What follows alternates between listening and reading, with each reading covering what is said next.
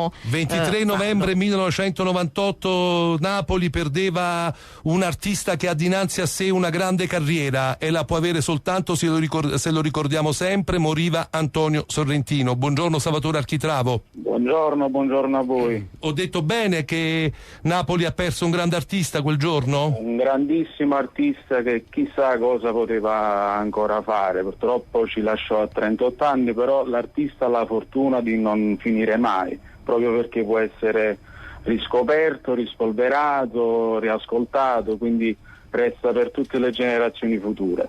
È una carriera di Antonio Sorrentino iniziata addirittura a 7 anni come cantante, che lui era un grandissimo fan di Massimo Ranieri. Infatti come Ranieri iniziò come Gianni Rock, Sorrentino iniziò con il nome d'arte Tony Rock. Poi ci fu il passaggio al teatro, dove Pupella Maggio fu madrina di questo grande artista, e da lì è difficile descrivere una carriera in poco tempo. Antonio, cioè Salvatore, Antonio lascia tante canzoni meravigliose. Tra l'altro voglio fare un applauso ai ragazzi giovanissimi autori di quella compilation che è uscita in 2 volumi. Ragazzi, mi sfugge, Napoli misteriosa, come si chiama? Napoli Segreta, che hanno rilanciato tra i ragazzi. Un applauso a Antonio, ma anche a questi ragazzi.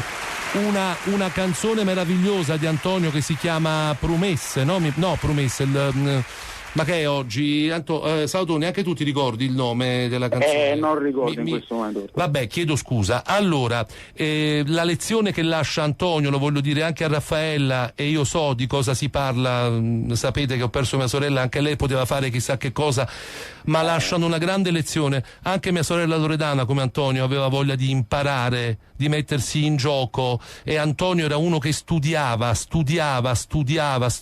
perché sapeva benissimo che il successo effimero non serve a nulla, è soltanto costruendo con fatica quello che poi fai sul palco riesce a rimanere eterno, e Antonio ci è riuscito, lo posso dire, c'è proprio riuscito.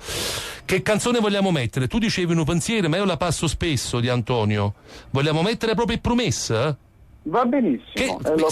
Secondo me è un pezzone. Che dici, Salvatore? Come? Ma tantissimi sono i pezzoni di Sorrentino che vanno riascoltati e riscoperti. Allora, Carluccieno, pensiero.